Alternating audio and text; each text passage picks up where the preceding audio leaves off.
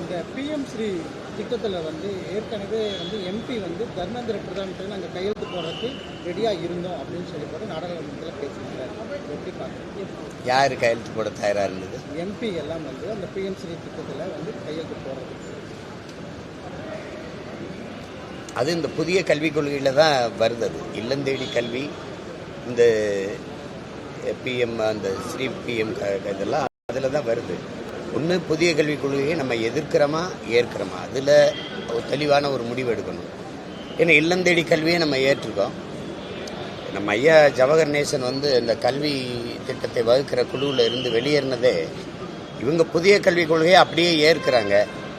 அதில் நமக்கு ஒன்றும் வேலை இல்லைன்னு தான் வெளியில் வந்தாங்க. உங்களுக்கு தெரியும், கூட அவங்க நிறைய நேர்காணல்லாம் கொடுத்துருக்காங்க. கல்வி ஆய்வாளர்கள், மிகப்பெரிய வல்லுநர்கள், அறிஞர்கள் எல்லாமே சொல்றது என்னன்னா, இது நம் குழந்தைகளுக்கு எழுதி வைக்கிற மரண சாசனம் தான் சொல்றாங்க.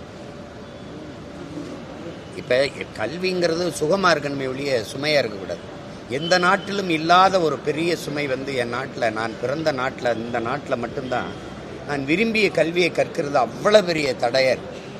ஒரு மருத்துவம் படிக்கிறதோ அல்லது எதுவுமே, இப்போ மருத்துவத்திலே முதுகலை படிக்க மறுபடியும் ஒரு நீட் எழுத வேண்டியது, பிஜி படிக்க மறுபடியும் ஒரு நீட். அப்போ இந்த தேர்வு தான் ஒரு சிறந்த மாணவனை தேர்வு செய்யுங்கிற முறை எப்படி? மதிப்பெண்ணை வைத்து மனித அறிவை மதிப்பிடுவது சரியா இருக்குதான்னு முதல்ல பாரு. எல்லாவற்றுக்கும் தேர்வு வைக்கிறவங்க, நாட்டையே இவ்வளவு எல்லாவற்றையும் நிர்வகிக்கிற தலைவர்கள் என்ன தேர்வு எழுதுறாங்க? எந்த தகுதியும் இல்லாத ஒருவர் இந்த நாட்டை ஆளுகிற தகுதியை பெற்ற முடியும்.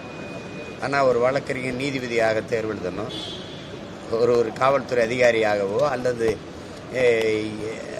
மாவட்ட ஆட்சி பணிக்கோ இந்திய குடிமை பணிக்கு வரவோ தேர்வு எழுதணும். எல்லாவற்றுக்கும் தேர்வு தேர்வு தேர்வு. கல்வியிலே தலை சிறந்த நாடாக இருக்கிற தென்கொரியா 8 வயதில் தான் பிள்ளைகளை முதல் வகுப்பிலே சேர்க்குது. நீங்கள் 8 வயதில் என் பிள்ளைகளை பொது தேர்வு எழுதுன்றீங்க. அந்த இடத்துல தோத்துருச்சுன்னா அது கல்விங்கிறது ஒரு எப்படி சொல்றது, ஒரு நஞ்சு ஆயிராதா? அந்த பிஞ்சு நெஞ்சுக்குள்ள போய் விழுது. பள்ளிக்கூடம்ங்கிறதே ஒரு கொலைக்களம் மாதிரி ஆயிராதா? எப்படி அது வரும் பள்ளிக்கூடத்துக்கு? நீங்க இப்ப பாக்குறீங்க, இப்ப இந்த ஆட்சியில நீங்க அதை செய்தியாக்குறது இல்லை. இப்போ நீட்டு தேர்வு எழுதிட்டு தேர்ச்சி பெறுவோமோ இல்லையோங்கிற ஐயத்தில் ஒரு தங்கச்சி இறந்துருக்கால இல்லையா? இறந்துருக்கால. அப்போ 12ஆம் படிச்சுட்டு +2 தேர்ச்சி பெற்று வந்த பிள்ளைகளே இந்த நீட்டு தேர்வை எதிர்கொள்ள முடியாம மன முதிர்ச்சி இல்லாமல் இறந்து போறாங்க. 12ஆம் தோற்று போறவங்க இறந்து போறாங்க. அப்ப அந்த மாதிரி ஒரு சமூக சூழல் தோல்வியை நீங்க தோல்வியை வெற்றியின் தாயின்னு நீங்க கற்பிச்சு கொடுக்கல. தோல்வியோட எல்லாம் முடிஞ்சிருச்சுன்னு இந்த சமூக கட்டமைப்பு வச்சுட்டு இது ரொம்ப கொடுமையா இருக்கு. அதுவே எவ்வளவு ஏமாற்றான ஒரு வார்த்தை தம்பி. நீங்க கல்வியை வியாபாரமாக்கிட்டு நீங்க சம கல்வி சம உரிமைன்னு பேசுறது நாங்க எப்படி எடுத்துக்கிறது? கல்வி சமமா இருக்கா? அது சம உரிமையில இருக்கா? ஏழைக்கு ஒரு கல்வி, பணக்காரனுக்கு ஒரு கல்வின்னு இருக்கா இல்லையா? அதான் கேள்வி. இருக்கா இல்லையா? பணம் இருந்தால் நீங்க நல்ல கல்வியை கற்கலாம். பணம் இருந்தால் நீங்க நீட்டு தேர்வு பயிற்சி பெற்று அந்த இதுக்கு பயிற்சி எடுத்துட்டு சிறப்பு பயிற்சி எடுத்து தேர்வு எழுதலாம். பணம் இல்லைன்னா எத்தனை பிள்ளைகள் படிக்க வசதி இல்லாமல் இடைநிறுத்தம் செஞ்சுட்டு போறாங்கிற ஆய்வு உங்ககிட்ட இருக்கா? அந்த கணக்கு இருக்கா? சொல்லுங்க. நீங்க முதல் தர ஆசிரியர்களை எங்க பணி நியமனம் செய்றீங்க?